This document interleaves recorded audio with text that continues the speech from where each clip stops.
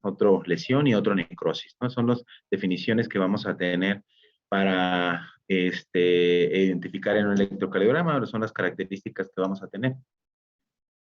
Entonces, vamos a empezar, sobre todo definiendo en su momento qué es isquemia, ¿no? Ya sabemos que la isquemia es una reducción del flujo, el cual es insuficiente, condicionando una oxigenación inadecuada. Y esto pues, puede generar por una trombosis, estrechamiento crónico de una arteria o vasoespasmo arterial, ¿no?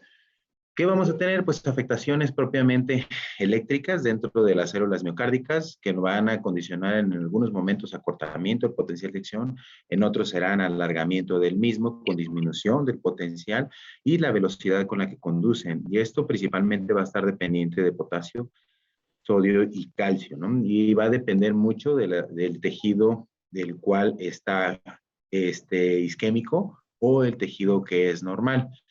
Vamos a tener afectaciones propiamente de la salida del calcio, así como del sodio, que son en el momento son canales que corrigen el potencial de acción, teniendo una discrepancia entre el potencial de acción normal y el potencial isquémico. Y esto va a ser diferente en qué fase lo vamos a identificar, si es sistólico, obviamente Melchor. ¿Perdón? Vamos a ver exactamente si nosotros tenemos un potencial en la despolarización, o sea, afectación en la despolarización, o tenemos afectación en la repolarización, dependiendo si es lesión o es isquemia respectivamente. Entonces, para ello siempre hemos tenido, o hemos tenido en consideración que el tejido, pues tenemos endocardio, miocardio y epicardio, ¿no? Pero estas propiedades, estas capas tienen diferentes propiedades electrofisiológicas. Nos quedamos únicamente que el potencial de acción, tenemos células especializadas y tenemos células de trabajo. Entonces, pero no realmente en las mismas células podemos llegar a tener diferencias y de ventrículo izquierdo a derecho. Entonces, es aquí donde nosotros podemos plantear que un paciente, una persona a nivel epicárdico tenemos una mayor cantidad de canales hito en la parte epicárdica y en las células M, que son las células intermedias o musculares. Nosotros podemos también evidenciar en esta slide que tenemos una disminución de los canales corregidores de potasio pero tenemos una actividad de los canales sodios tardíos y los intercambiadores con calcio. Entonces, el potencial de acción de las células M son de mayor duración. Entonces, estas diferencias que existen van a ser obviamente importantes en la cuestión en su momento de isquemia miocárdica, porque se van a comportar de forma distinta. Y es ahí donde nosotros tenemos que hacer un análisis y entender el vector y asimismo la sumatoria de potenciales de acción para entender los cambios electrocardiográficos que nosotros evidenciamos en un paciente con un síndrome coronario agudo o una isquemia crónica, ¿no? Vamos a empezar con la isquemia subepicárdica. Todos sabemos que nos describen que tenemos características de una onda T invertida simétrica, las cuales pues van a ser más de 2 milímetros, como tenemos en este ejemplo, en este electrocardiograma. No hay duda a simple vista de que sea una situación isquémica, ¿no? Diferencias de una miocardiopatía hipertrófica, sobre todo la simetría que puede llegar a existir entre las ramas de la onda T. Pero realmente, ¿cómo se genera estos cambios electrocardiográficos en estos pacientes con isquemia subepicárdica? Ahí existen dos teorías, realmente, que no son tan teorías, ¿no? Ni tampoco son dos separadas, es la misma explicación únicamente de la parte vectorial y la otra es el potencial de acción. Nosotros tenemos que la zona de epicárdica, como les comenté, tenemos más canales corregidores de potasio. Entonces, nosotros tenemos una situación que al momento que existe isquemia en ese tejido, el potencial de acción se prolonga, en diferencia del potencial de acción endocárdico. Entonces, al momento que se prolonga, pues vamos a tener una diferencia importante entre un potencial endocárdico y el epicárdico, y al hacer la sumatoria tendríamos una negatividad, ya que el epicárdico de alguna manera lo vamos a poner negativo, ¿vale? Pero el vector, si todos sabemos que existe una despolarización de endocardio a epicardio y una repolarización inversa de epi a endo. Pero como tenemos una zona isquémica donde existe un potencial más largo, o sea, más prolongado, aquí se invierte la repolarización. Obviamente, como es un potencial más corto, el endocárdico genera el tiempo y la espera para hacer una repolarización de endo a epi, teniendo una conducción lenta en la zona epicárdica. Y obviamente estamos hablando de la zona afectada. Como ven en el dibujo que está en la parte superior derecha, vemos cómo los vectores que están a los extremos en la parte superior e inferior de la pared conducen normal, que es de epi a endo. Pero en la zona isquémica tenemos un potencial que entra a la zona epicárdica y se enlentece, esto generando obviamente la negatividad de la onda T. Para ser un poquito más explícito, vamos a tener este ejemplo. La sumatoria del potencial endocárdico con respecto al epicárdico, pues va a tener una diferencia en duración. Endocárdico más corto, epicárdico más prolongado. Esto generando en el electrocardiograma, en su registro, va a tener una onda T negativa. Entonces, estas serían las características de un paciente con isquemia, que va a diferir con respecto a la salud, con respecto a la necrosis y con respecto a la lesión. Y esto hay que entenderlo también, que es la parte de repolarización. Principalmente estamos actuando en la fase 3 del potencial de acción. ¿De acuerdo? En la isquemia subendocárdica es inverso a lo que acabo de explicar. La onda T es alta, es acuminada y de características simétricas, como vemos en el electrocardiograma que está en la parte inferior de la diapositiva. ¿Y esto a qué se debe? Bueno, cambiamos de capa afectada y estamos en el endocardio. Les comento que en las zonas isquémicas el potencial se prolonga, ¿no? En el resto del tejido sigue siendo las mismas características.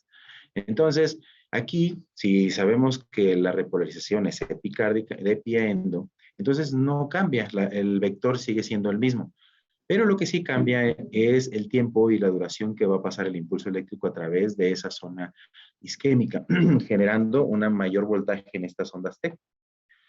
Explicado de otra manera, tenemos también el potencial de acción, donde el subendocárdico está más prolongado que el epicárdico. Y obviamente aquí con algunas discrepancias, porque también el potencial se ve muy padre el epicárdico, pero ya teniendo una idea más realista, este potencial de acción tendría que ser un poco, o sea, la caída debe ser menos aguda, debe ser más prolongada, teniendo pues obviamente una mayor elevación de la onda T.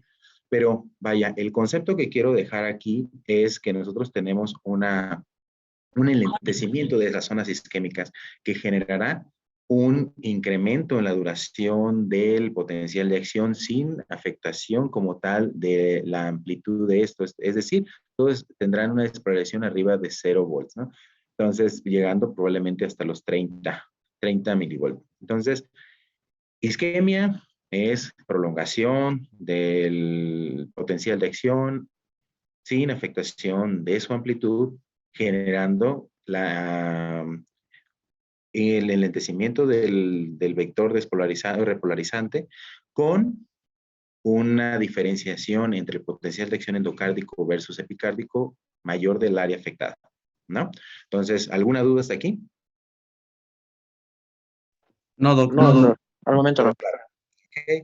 Bueno, mira, están las flechitas todavía donde se ve la diferencia, ¿no? Y la sumatoria, pues, nos genera una onda positiva, ¿no? Y esta es la onda T.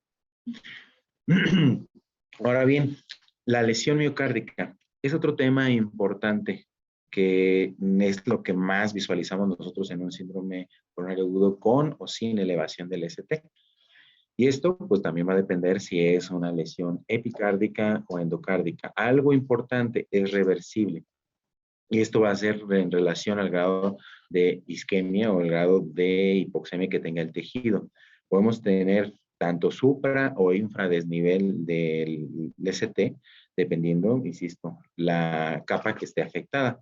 Y aquí englobamos tanto la fase 2 como la fase 3 del potencial de acción. Hay alguna literatura que marca la fase 1. Y esto pues tiene que ver principalmente ya cuando se presenta la onda Q perdón, cuando se presentan alteraciones ya en el punto J. Esto también se puede presentar no nada más en pacientes con síndrome coronario, sino también en pacientes que tenemos trastornos de repolarización o síndrome J, ¿no? Entonces, y que tiene que ver con igual la salida rápida de potasio a nivel miocárdico. Pero bueno, en la lesión miocárdica podemos tener estas tres características: alteraciones en el ST, ya ampliamente conocido por todos ustedes. También ya característicamente una alteración de 1 milímetro, ya sea supra o infradesnivel, con características cóncavas y una duración de más de 80 milisegundos en cada uno de ellos, ¿no? Entonces, ¿qué nos puede traducir lesión miocárdica propiamente? Aquí, en esta imagen, nosotros podemos evidenciar algo que les comenté. Cuando es una lesión subepicárdica, la despolarización, insisto, despolarización, no estamos hablando ya de repolarización, porque ya aquí el trastorno está en el punto J, o sea, es decir, al término del complejo QRS.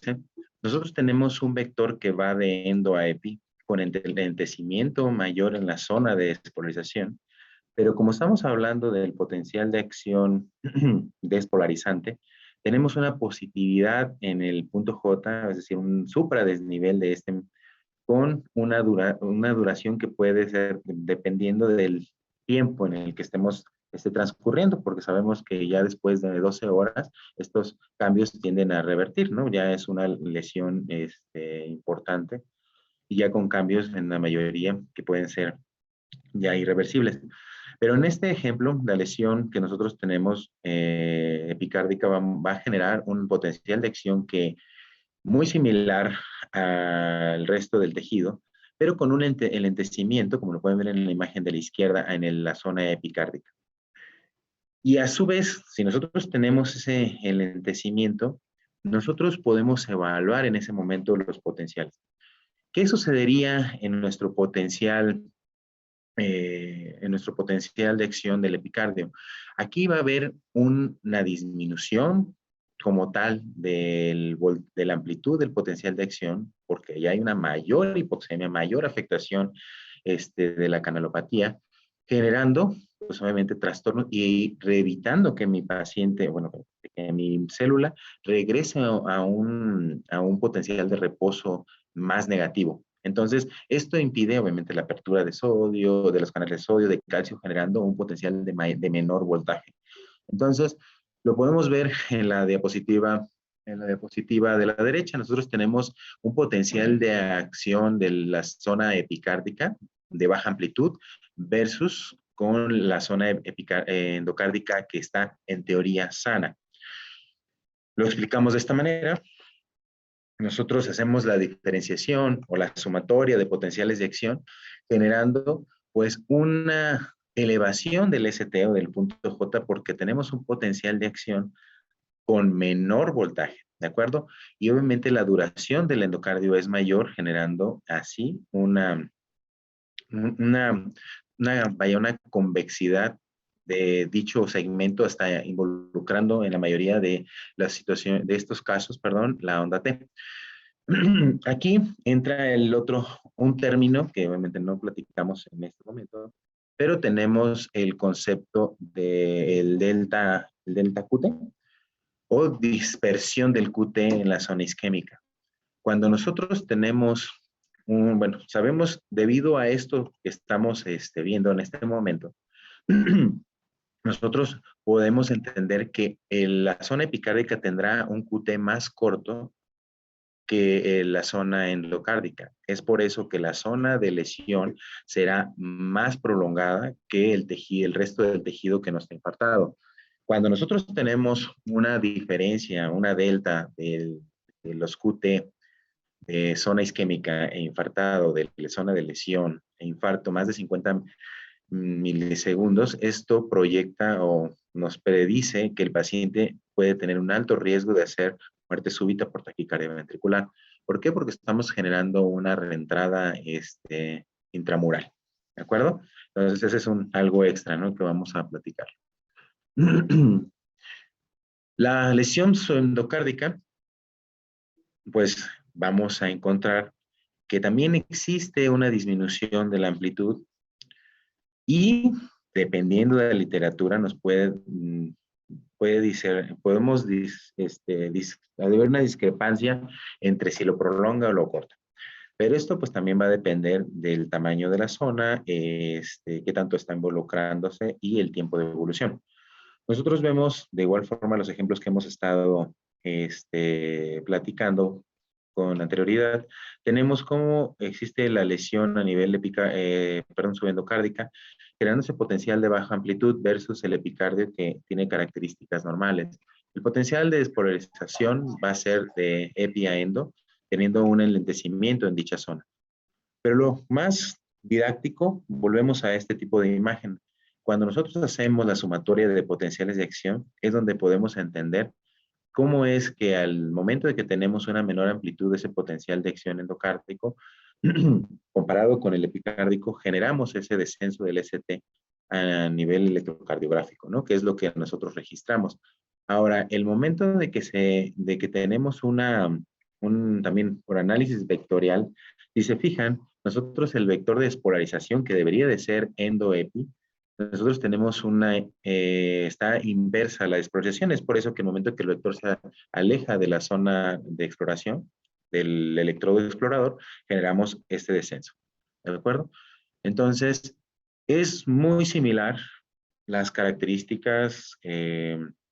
Bueno, espero que con esas imágenes ha sido un poco didáctico la parte del entendimiento de las lesiones, del tipo de lesión, tanto isquemia como lesión.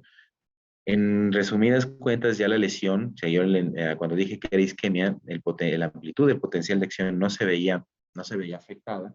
Aquí, en una lesión, la amplitud se ve afectada, ¿de acuerdo? Entonces, ¿por qué? Porque hay que entender que en base a la cronología y en base también a la extensión del infarto, tenemos mayor problema de canalopatías, ¿de acuerdo?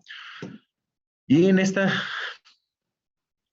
este otro rubro, que es la necrosis, pues ya estamos hablando de que es un proceso donde la afectación en su mayoría ya es transmural, ya es una afectación irreversible, donde existe necrosis anatómica y donde ya la afectación eléctrica en miocardio es permanente.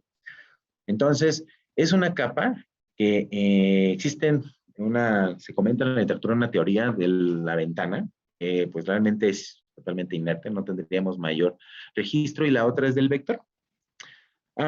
Si ven en la imagen superior, donde tenemos ilustrada la necrosis, tenemos puros QS. Tenemos una morfología totalmente negativa en el registro electrocardiográfico.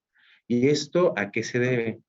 A que en toda esa zona el vector de despolarización se aleja de dicha zona. ¿Por qué? Porque no hay tejido despolarizado, ya no hay una estructura ni siquiera lenta o tejido que te lleve a cabo una despolarización, o mucho menos una repolarización. Entonces, los puntos donde ustedes pongan el vector, el electrodo explorador, todos esos vectores se alejarán de ese punto, por lo cual tendremos registros negativos. Muy bien, pudiéndose registrar en el electrocardiograma como una Q propiamente o un QS. En la parte de abajo, nosotros ya tenemos de alguna manera tatuado que la presencia de una Q en un par de derivaciones que ilustran una cara es isquemia. Bueno, también sabemos que tenemos que tener características de esa onda Q para discernir, ¿no?, de un vector normal a una zona de necrosis. Entonces, a ver, ¿quién me pudiera decir cuáles son las características de la Q para decir que es patológica?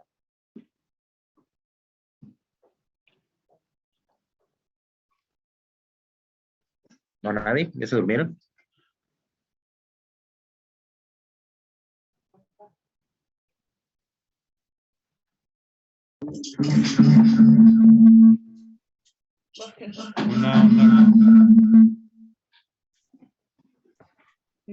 Una Sí, onda ¿no? Q ¿No hay nadie? por una onda Q Claro. de 0.04 segundos y De que 4 segundos. milisegundos y que se encuentra en dos derivaciones contiguas. A ver, ¿alguien más?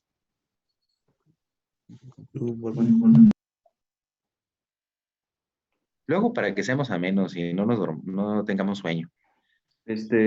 Son ondas Q en derivaciones de B2 a B3, en B2 y B3, que sean mayores de 0.02, doctor, o complejos QS Mira, igual ahí en B2, B3, que la onda Q sea mayor de 0.03 o mayor de 1 milímetro en derivaciones laterales o inferiores, como 1, 2, ABL o ABF, o ondas R mayores de 0.04 en B1 y B2, o una relación RS mayor de 1 con onda T concordante en ausencia o sea, si no tuviéramos ningún otro defecto.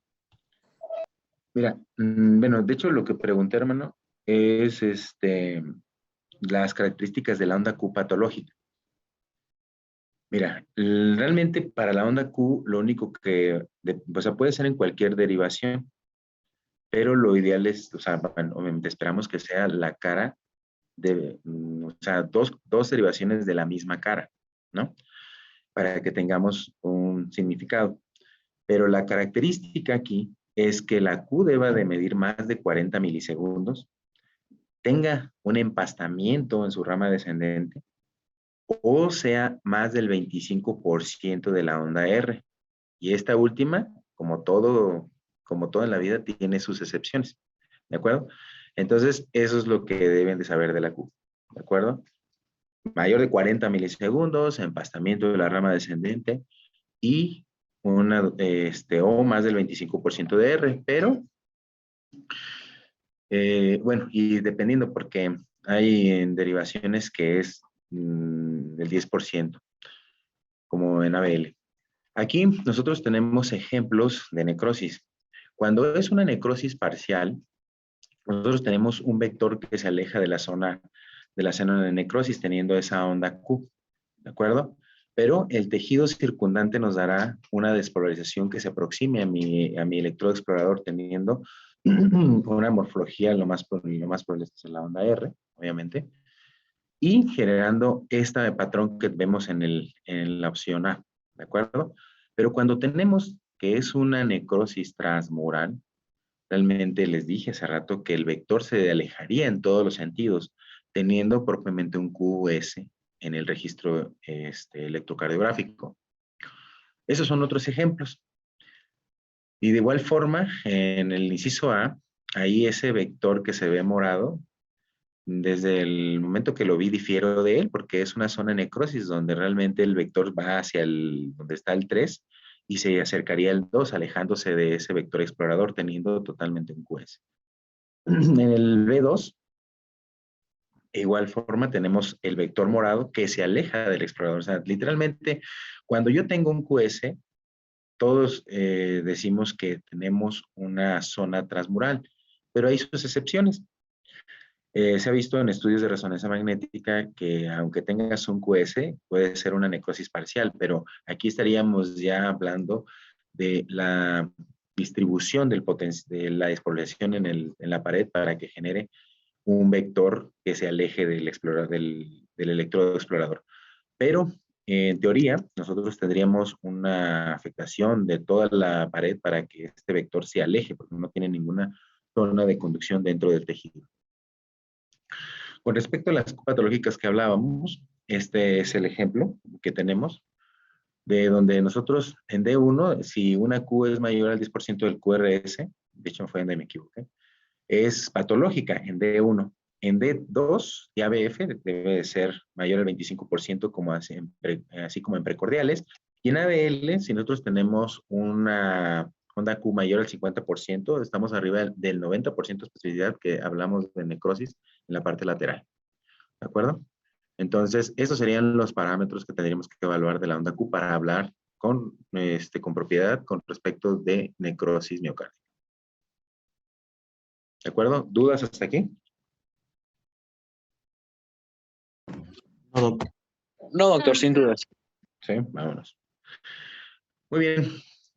No puse con respecto a las caras que visualizan, vaya, el infarto en su momento, dependiendo de las derivaciones, porque las caras de alguna manera ya quiero pensar que las vieron cuando hablaron de electro normal, porque todas las derivaciones visualizan una cara, ¿no? Entonces, no sé si estoy bien o realmente las explico. Ustedes que han tenido las clases, antes de entrar a la localización dirigida a las arterias. Yo pienso que eso ¿La ya... explico? Sí, Sí, ya lo vieron, ¿no? yo pienso que no, pero yo no sé qué pensarán mis demás compañeros. Yo Porque pensaría sí que lo eso vieron, ¿no? En no... el electro normal. Sí, sí, sí, sí. Ok, perfecto, vámonos pues. Entonces, bueno, vamos a hablar nosotros. Lo más interesante del electro en síndrome coronario agudo es identificar la arteria responsable. Realmente podemos ver y evaluar que todos, o sea, si es un paciente con elevación del ST, pues no habrá duda, ¿no? Que encontremos el electrocardiograma tanto en cara anterior, inferior, lateral. Tal vez cuando no hacen círculos cardíacos, pues realmente no encontrar B7 a B9, ¿no? Un posterior, pero la elevación siempre está ahí. Entonces, eso no creo que haya mayor problema. Lo más interesante es que nosotros, cuando veamos el electro, sepamos o tengamos ya la idea de qué arteria es la culpable. Vamos a empezar con esta imagen. Cuando nosotros tenemos afectación de la descendente anterior proximal, es decir, cuando está antes o proximal a la primera septal y la primera diagonal, esto estamos hablando que se va a presentar como un anterior extenso, ¿no? De hecho, ¿qué vamos a tener? No estoy comentándolo, pero voy a hacer la pregunta. ¿Cuáles serían las características de una afectación del tronco? Principalmente para los residentes de cardio.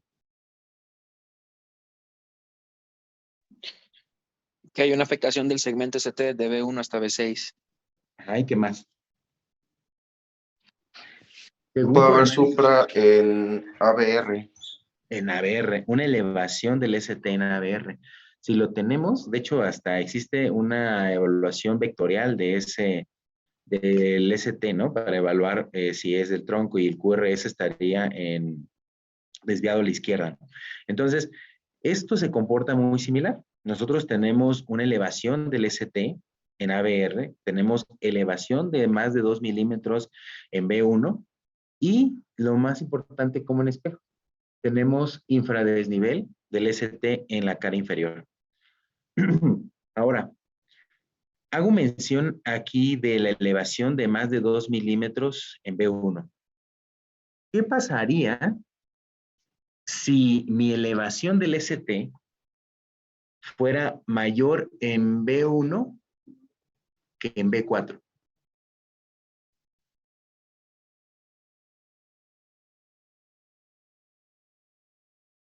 Más le digo que le dé 10 puntos a quien me contestes. Le digo al doctor. ¿No? ¿Quién dice algo? No importa, estamos entre amigos.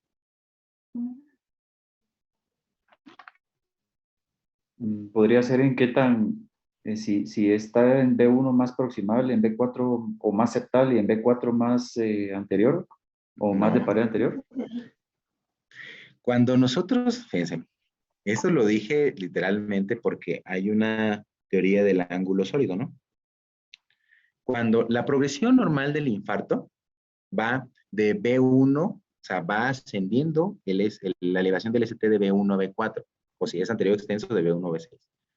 Pero cuando es inverso, Acuérdense que el ángulo explorador del vector no nada más ve el ventrículo izquierdo, también ve el ventrículo derecho. Entonces, si es mayor B1 que B4, sospecharíamos en un infarto del ventrículo derecho. O sea, algo fue esto extra, ¿no? Pero para que lo tengan en consideración y si les da duda, lo busquen. ¿De acuerdo? ¿De acuerdo? ¿Duda? ¿Sí? ¿Sí quedó claro? Sí, doctor, sí quedó Sí, claro. doctor, sí, Ok. todo claro, gracias. Bueno, ahora la otra anatomía que tenemos es cuando es distal a la primera septal y proximal a la primera diagonal. ¿De acuerdo? Aquí el vector se va a la izquierda. Ya estamos hablando de una lesión, ¿de acuerdo? Entonces, ¿qué es lo que vamos a tener por lógica? Vaya, en primero vamos a tener afectación de B4 o de B3 a B6. Vamos a tener que el vector, como se va hacia la pared lateral, vamos a tener una elevación en ABL, ¿de acuerdo? Porque se está desviando a la izquierda. Y vamos a tener un desnivel negativo y seguimos teniendo desniveles negativos en la cara inferior, pero aquí podemos tomar un criterio, que D3 es mayor que D2. Si tenemos estas características, estamos teniendo un infarto donde se está excluyendo la primera septal y está afectando a la primera diagonal. ¿De acuerdo? ¿Sí queda claro? Sí, doctor. ¿Sí? ¿Para todos? Sí, Bueno, porque creo que también tenemos compañeros de urgencias y medicina interna. Cualquier duda, o sea, este es el momento para aclararlo, ¿vale? Gracias, doctor. Bueno, si no hay dudas, entonces seguimos. La siguiente imagen es otro comportamiento, porque, bueno, también esto hay algo que explicar, que existen variaciones, ¿no? No nada más, no siempre las primeras septales están antes de la primera diagonal. Pero si nosotros tenemos esta variante donde existe un infarto distal a la primera diagonal, pero proximal a la primera septal, ¿qué es lo que vamos a tener? Bueno, aquí el vector cambia, porque la primera diagonal está libre, ¿de acuerdo? Nosotros vemos, vemos que la primera diagonal está preservada, pero el infarto, la oclusión la tenemos previo a la primera septal, por lo cual todo este tejido estará en riesgo o está siendo lesionado. Entonces, el vector se va a dirigir hacia abajo, ¿de acuerdo? Entonces, ¿qué características vamos a tener? Bueno, la afectación igual será de B4 a B6 o de B3 a B6, con desnivel negativo en ABL, porque se está alejando de mi vector de ABL, pero tendremos positividad en la cara inferior, porque el vector se está dirigiendo hacia abajo. ¿Sí lo ven? Entonces, esa es la diferencia. Si yo tengo mis cambios de B3 a B6, pero mi ABL es positiva, entonces está incluyendo la primera diagonal. Si está negativa, está excluyendo la primera diagonal, pero se está llevando la primera septal. ¿Vale? Y otra cosa, cuando afectamos la primera diagonal, mi vector va hacia la izquierda, entonces se aleja de las derivaciones inferiores, será negativo, pero en esta situación, cuando está sin afectación la diagonal, tenemos el eje inferior y estarán elevadas todas las derivaciones de la cara inferior. ¿De acuerdo?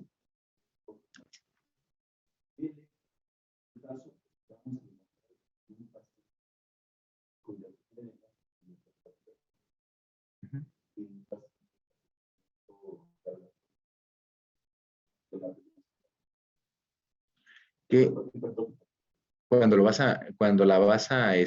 digamos que la vas a que la vas a ablacionar.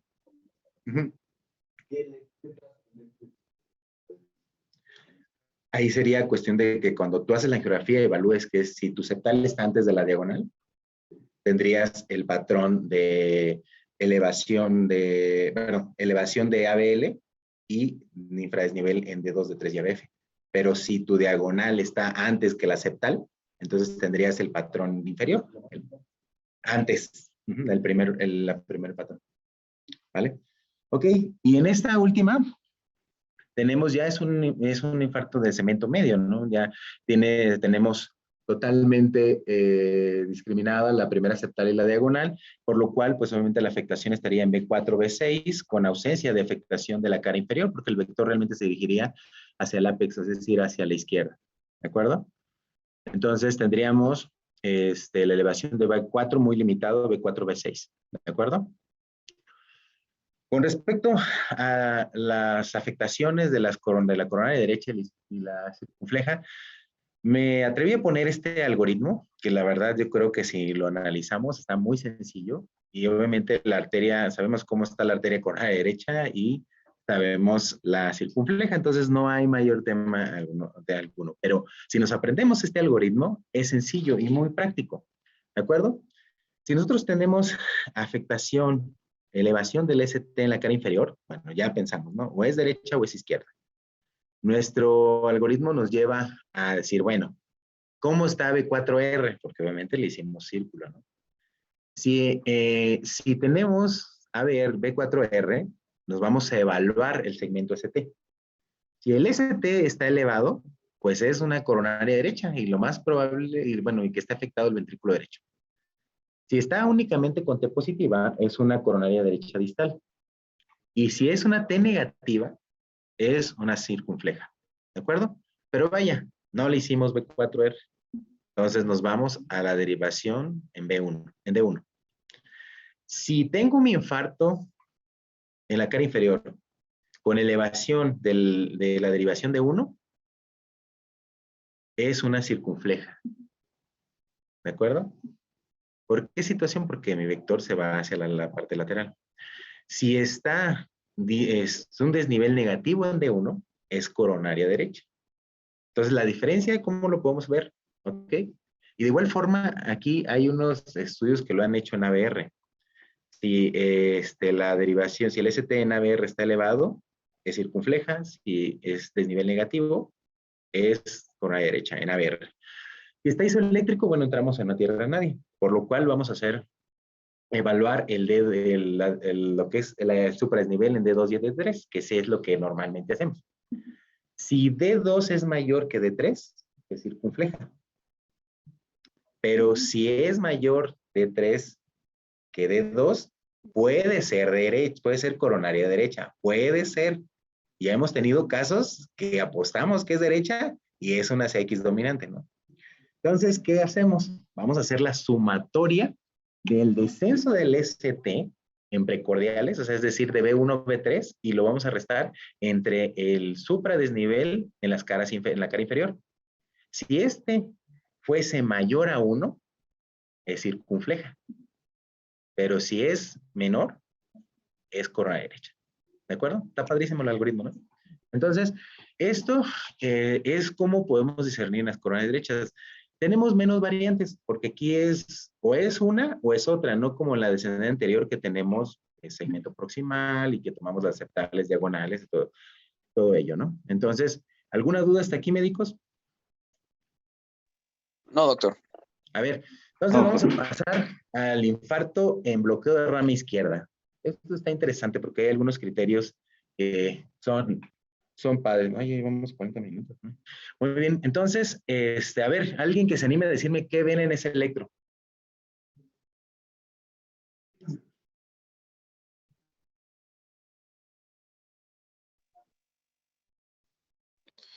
Se ve, doctor, un patrón de bloqueo completo de rama izquierda, porque tiene la derivación B1 donde predomina sobre todo el componente negativo, la S, y en B5 y B6 impresiona que hubiera un QRS ancho.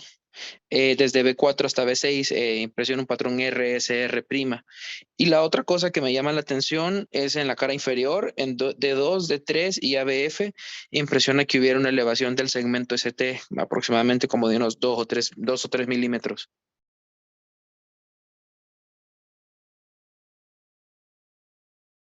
Muy bien. Miren, efectivamente este es un paciente con bloqueo de rama izquierda e infarto inferior. ¿De acuerdo? Y aquí, porque en la cara inferior está muy claro que tenemos una elevación. Pero ¿qué pasa cuando nosotros tenemos un infarto o sospechamos un infarto en la cara anterior? Es ahí donde viene el problema. Y para eso tenemos algunos criterios que nos van a ayudar. Nosotros lo más comunes son los de Asberbosa, ¿no? Pero nosotros tenemos otros criterios que nos pueden ayudar por sí solos. Como tenemos este criterio que es el de Barragán-Lenegre, en el cual es uno de los criterios de Asberbosa. Nosotros tenemos cuando la T o el supradesnivel es concordante al complejo QRS, y esto nos da una especificidad del 88% de tener un infarto anterior, ¿de acuerdo?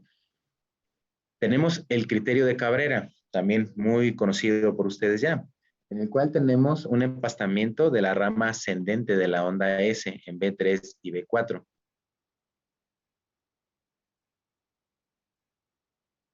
Este otro criterio es el que tiene un poquito más de análisis, es el criterio de Chapman. Este nos dice que vamos a tener un empastamiento en la onda R en las derivaciones laterales de 1 a BL y B6, ¿de acuerdo? Y sobre todo, pues es en la rama ascendente de la onda R. Como pueden ver en el ejemplo, tenemos empastamiento en D1, empastamiento en ABL y un empastamiento, bueno, que parece casi, sí, empastamiento porque no rebasa la línea isoeléctrica, ¿vale? Entonces, y aún así, bueno, tenemos ya los tres derivaciones con empastamiento, lo cual pues nos haría claramente corroborar el infarto, ¿no? Con una especificidad del 88%. Aquí tenemos otro ejemplo del empastamiento en B5, B6. El criterio de Duchet. En este criterio nosotros tenemos que también van a decir es un criterio de Asberbosa, sí, también lo es, pero aquí el criterio es que debe de medir 7 milímetros en derivaciones B1 y B2. Si este criterio se cumple, no es tan específico, pero es de cerca del 80%. Los criterios de Asberbosa que hablábamos, pues aquí los tenemos, cada uno tiene un puntaje distinto. El que tengamos una T o una elevación del cemento CT concordante del QRS nos da 5 puntos. El que tengamos un descenso de más de 1 milímetro en B1, B2, B3 nos da 3 puntos. Y que tengamos más de 5 milímetros discordante del QRS nos da 2 puntos. Cuando esto es mayor de 3, se dice que es positivo para infarto miocardio. ¿Sí quedó claro? Sí, doctor. Bueno, ok. Aquí tenemos otro que es el Sondermann-Oran. En nosotros vamos a tener una R pequeña y una S en teoría mayor que la R en B5, B6. Bueno, son variantes. Lo encontré de esta manera, pero en teoría debería de ser mucho más grande o más profunda la onda S, ¿vale? Pero pues es un criterio que de alguna manera nos sirve para ir discriminando en pacientes con simple bloqueo de rama e infarto. Si tenemos la mayoría de ellos, pues estaríamos más seguros de que el paciente está infartado. Y por último, el criterio de Wilson. Este es un criterio donde existe una onda Q patológica en B5, B6 a la pared lateral, D1 ABL, B5, B6, y en algunas ocasiones, si cumplimos con el criterio de 2 derivaciones o más de la cara inferior, pues también consideraríamos ya un infarto en evolución. Y ahora sí, viene lo bueno. A ver, médicos, ¿qué ven ahí de los criterios que hemos hablado?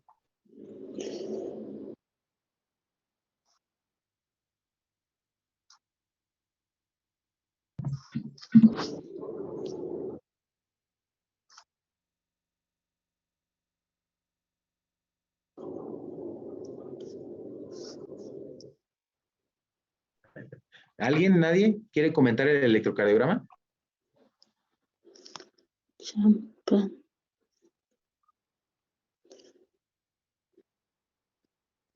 Bueno, van a participar aquí, permítame un segundo.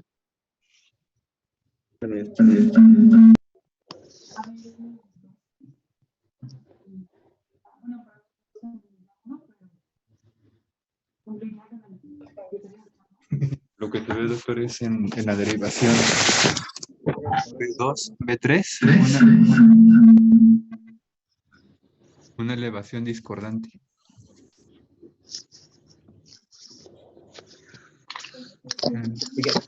B2, B3, una elevación discordante. ¿Qué les parece? No tiene criterio de Chapman, no tiene criterio de Cabrera, no. El empastamiento de la R en ABL y B6, Doc.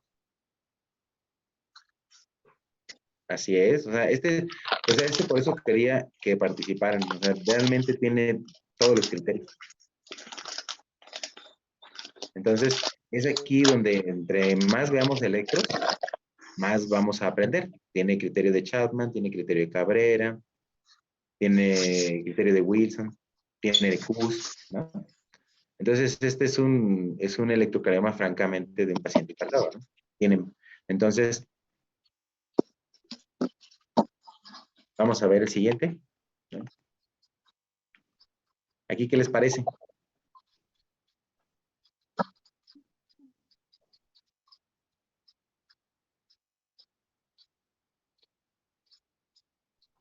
Ahí llamarían la atención las ondas Q, por ejemplo, en ABF, ¿no? Y en 3. Y nada más le llamaría la atención las Qs. ¿Qué más? Es un electrocardiograma. Sería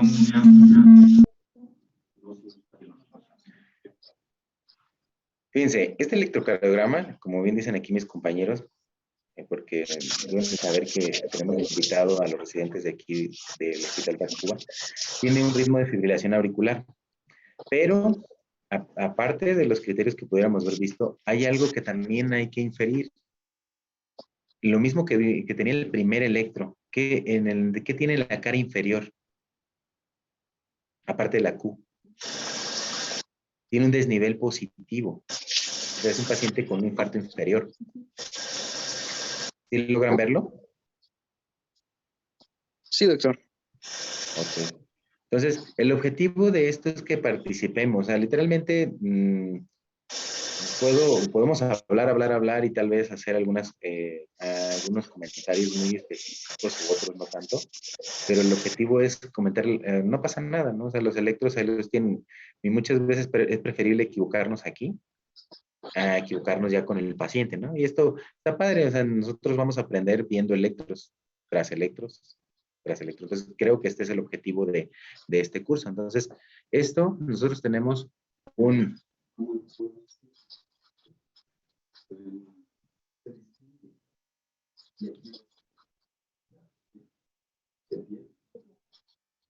nosotros podemos ver en este electrocardiograma, o sea, tal vez a las personas, a los médicos que no han comentado, pero es francamente el punto J, cómo es que se eleva en las derivaciones inferiores.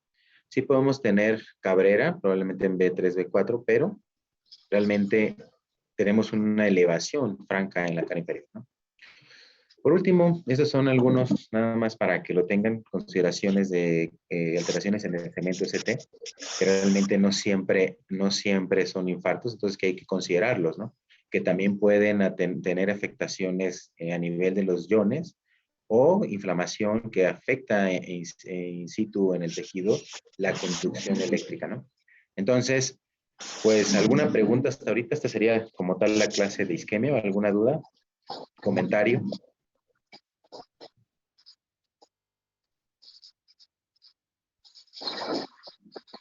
¿No? Doctor Robledo, ¿alguna intervención que tenga que realizar? Doc, también había revisado un criterio que se llama de Smith, que era la resta de la derivación positiva en una derivación precordial, menos la negativa, la onda S, y como tal el cociente de esos dos, un valor punto de .32, igual consideraban que era positivo para esto. No sé si estoy en lo correcto. Sí, de hecho sí, fíjate, se me olvidó comentarlo, pero también sabes en qué pacientes lo podemos aplicar, en los pacientes con marcapasos. Okay. Pero sí,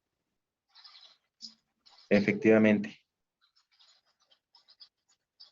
¿Algún otro comentario enriquecedor igual? ¿Alguien más que haya leído otra cosa?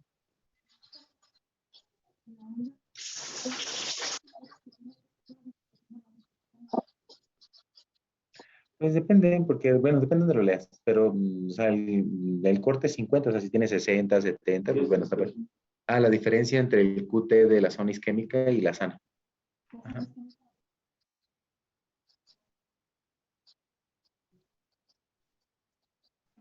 Muy bien. Entonces, ¿no? ¿Ninguna otra pregunta? Yo creo que el doctor Robledo se salió, ¿verdad? Anda ocupado. Entonces, si no, No, hay... Ah, aquí está, perdón. estaba recibiendo guardia. Bueno, como ustedes ven, lo de la electrografía en cardiopatía isquémica es todo un tema. De hecho, últimamente ha habido más conocimiento de esto, pero la clase que pues, acaba de dar el doctor Solís ha sido una muy excelente clase. Yo creo a todos nos quedó claro los conceptos y todo esto. Y por qué la idea de esas pláticas es no darles recetas de cocina, de donde ustedes digan el elemento 1, 2 o 3, sino que es hacerlos pensar, llevarlos al fondo del origen de los eventos que se están presentando en el electrocardiograma y de esa forma entenderlos. Ya ese es el concepto de estas clases, ¿no?